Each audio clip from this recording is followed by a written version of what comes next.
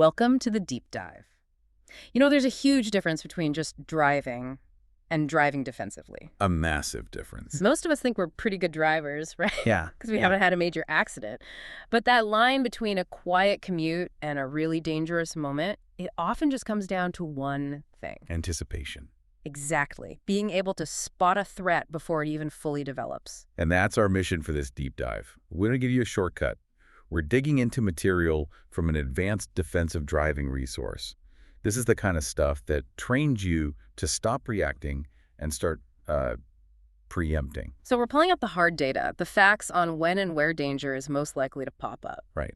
The goal is to help you become a driver who actively manages risk, not one who just gets lucky. And the stakes, they're just staggering. This isn't about small dents in the car door. No, this is about lives. Yeah. And the global perspective really puts it into focus. The World Health Organization, their data shows that road traffic crashes kill around 1.3 million people. 1.3 million. Worldwide, every single year. Wow. And that's not even counting the injuries. You've got another 20 to 50 million people who suffer non-fatal injuries. It's a massive public health crisis that's just ongoing. That 1.3 million number is just, it's hard to wrap your head around. But I do wonder how much of this source material is really focused on what I can do as a driver versus these huge infrastructure problems. That's a great question. And while infrastructure is, obviously vital, this material really zeroes in on the driver, on what you can control in the environment you're given.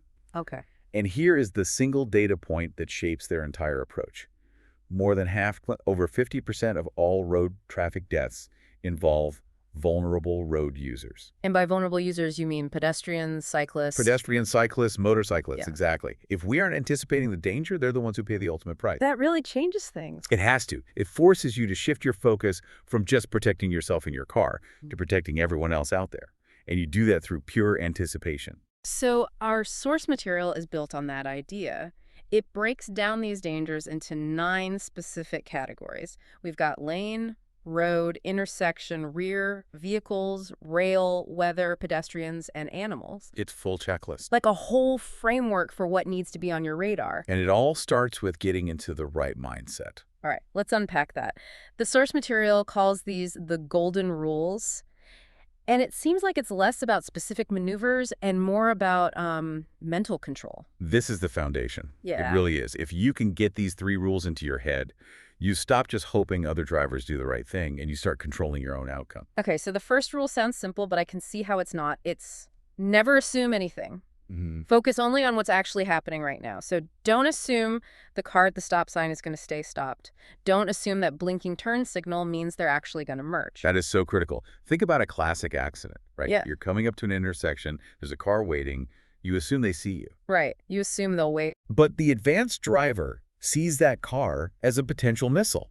It's a threat until you are safely past it. You have to eliminate that reliance on other people being rational. Okay, that makes sense. So the second golden rule builds on that. It's expect the unexpected. Yeah. So you have to be actively thinking, what could go wrong here? Like, if you're next to a huge truck, you have to consider a tire blowout. Or you see a ball roll into the street. You have to expect a child is right behind it. And this is where the training in our source material gets really specific. They talk about a high-speed visual search pattern. You're constantly scanning 360 degrees and looking way down the road like 12 to 15 seconds ahead. So it's not just looking, it's hunting for threats. You're actively hunting.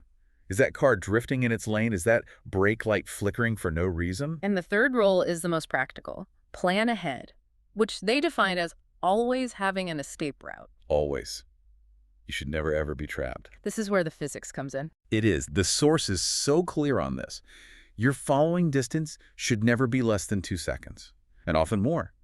If the weather's bad, that space, that cushion, that's your escape plan made real. So if something does happen, you have the time and space to steer or brake without causing another problem. Without a sudden, uncontrolled swerve that might be even worse. Yeah. That's a really powerful way to think about it. You're not a victim of what's happening. You're the controller of your own space. That's the goal. So with that mindset, let's get into section 1, location. Where do these dangers actually show up most often? Well, we have to start where the consequences are most severe. And that's high-speed, high-volume roads. Highways and freeways. Right. The accidents might be less frequent per mile driven, but they're so often deadly because of the speed. You see just terrible outcomes from tailgating, aggressive weaving. And those huge chain reaction pileups from someone braking suddenly. Exactly. I always think of highways as being, more controlled, but that high energy makes any small mistake just catastrophic. It really does. Yeah. And then from there, you have to talk about intersections. They are maybe the biggest single point of failure in the whole system. Because so many paths are crossing. So many paths, so many different vectors, misjudging speed or distance is common. But the real killer is what they call critical violations. Running red lights. Running reds, failing to yield, making an impatient left turn across traffic. That's what leads to those T-bone broadside collisions. And those are incredibly dangerous. Okay, so let's move away from the big roads. What about specialized risks? The source talks about rural and curvy roads. These are so underestimated. You've got limited visibility from blind hills, sharp curves. The lanes are often narrow. But the speed limits are still pretty high. Right, so drivers who aren't paying attention or who don't know the road, they carry way too much speed into a turn. The material even points out, look for clues. What kind of clues? Tire marks leading off the road. They tell a story of who failed to anticipate that curve before you. That is some next-level scanning. But if we're talking about pure chaos, nothing beats a work zone. Work zones are just dynamic chaos. You have lanes that are suddenly gone, traffic patterns that change every single day, confusing signs. And everyone's rubbernecking. The rubbernecking is a huge part of the danger. People slow down to look at what's going on, and that causes backups and rear-end collisions in the lanes that aren't even affected by the construction. Okay, this is where I think it gets really interesting in the source material. The surprising low-speed dangers. You'd think slower means safer, but parking lots. Parking lots are a complete paradox. They demand your full attention. It's congested. Your visibility is blocked by giant SUVs. You're making tight turns. But what do drivers do? They relax. They get on their phone. They treat it like a safe zone. So accidents are constant. People backing out without looking, pedestrians darting between cars. It's that mental shift, right? I'm almost there, I can chill out. But that's when you forget the golden rules. What about residential areas? Residential areas are dangerous for two main reasons.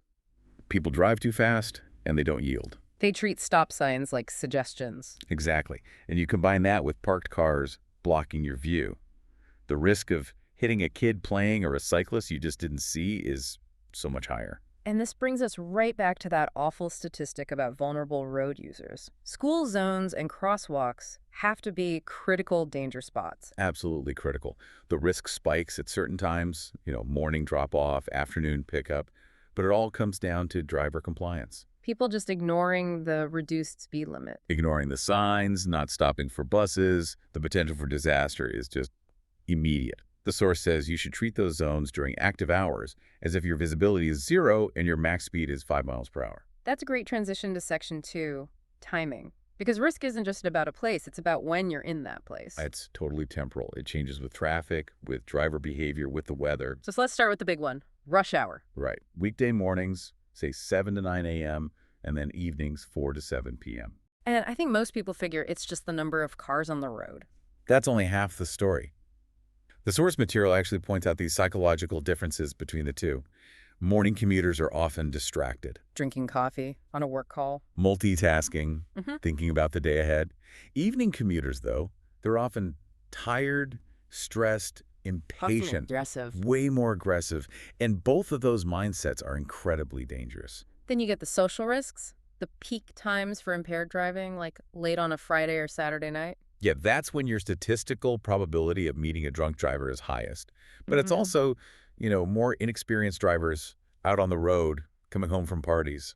So your vigilance has to be at its absolute peak. You have to be watching for the signs drifting, erratic speed, and just create as much space as you possibly can. And holidays just pour gasoline on that fire. They absolutely do. Think about the big travel holidays. Thanksgiving, New Year's Eve, 4th of July.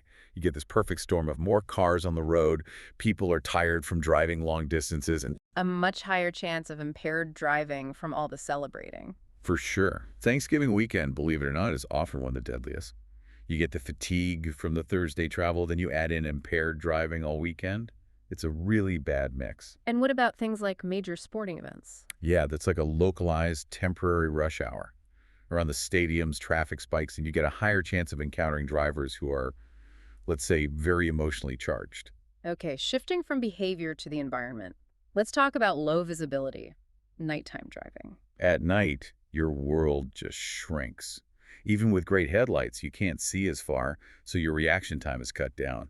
Plus, you've got more tired or impaired drivers on the road, and at a lot of places, More animals. more wildlife crossing the roads, especially around dawn and dusk.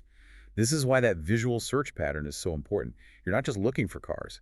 You're scanning for the reflection of animal eyes way off in the distance. And then, of course, there's the weather. Fog, rain, snow, ice. The first danger is just that you can't see. But the real hazard is driver overconfidence. People not slowing down, Right. They drive the speed limit even though it's pouring rain. and then they hydroplane. Their tires lose contact with the road, and they're just skimming on a layer of water. No steering, no brakes. And black ice is the ultimate invisible threat. It's the great deception, as they call it.